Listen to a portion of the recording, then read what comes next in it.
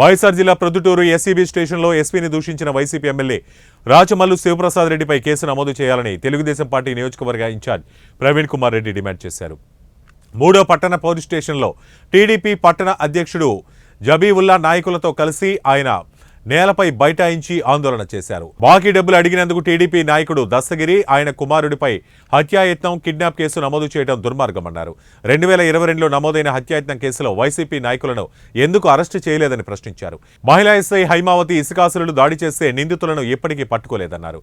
పోలీసులు సంఘాలు ఏం చేస్తున్నాయని మండిపడ్డారు. రాళ్లతో కొట్టారు. షేమ్.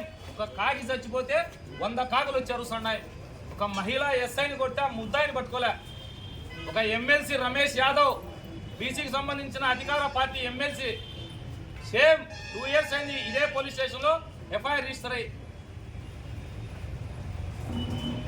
మా ఫోన్ కాల్ డేటా తీపిస్తారా? 8 సార్లు నా ఫోన్ కాల్ డేటా తీస్తాడా? ఏం నేనేమన్నా తీవ్రవాదినా, నేనేమన్నా దొంగనా?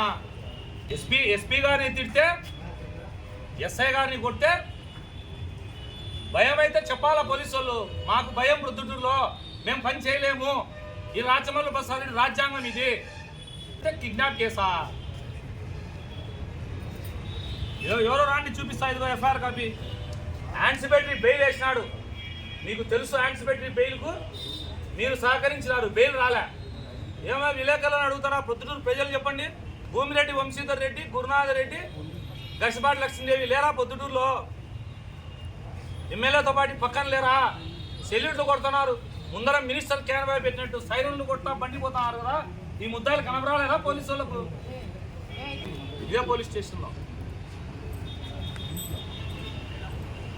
మా అందరినీ లోపల వేసి